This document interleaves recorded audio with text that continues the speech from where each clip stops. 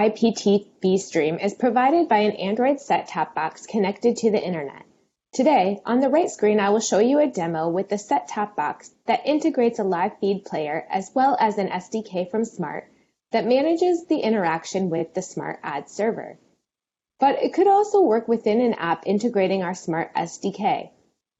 On the left screen, as a test control, is a regular linear TV feed with no replacement. During this first ad break, there is no targeted ad. A household is watching a live IPTV stream on a TV. In this case, the ad will be the same for every viewer. The purpose of this demo is to show a client-side replacement of an ad within an ad break during a live IPTV stream.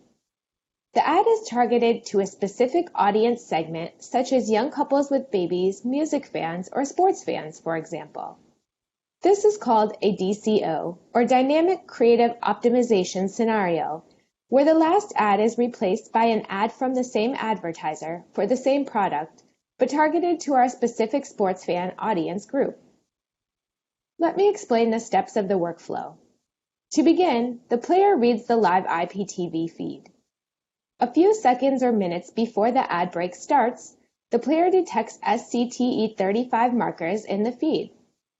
The markers should contain all the metadata necessary about the ad break for the ad server to make the proper ad decisioning.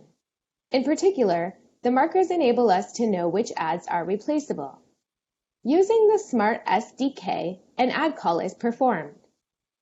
The Smart Ad Server then returns a VAST response containing the ad information. To avoid delays, the creative itself is potentially downloaded in advance in the cache memory of the set-top box.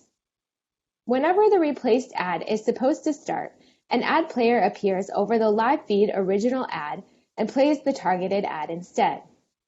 Then, at the end of the ad, the player is hidden to resume the live feed.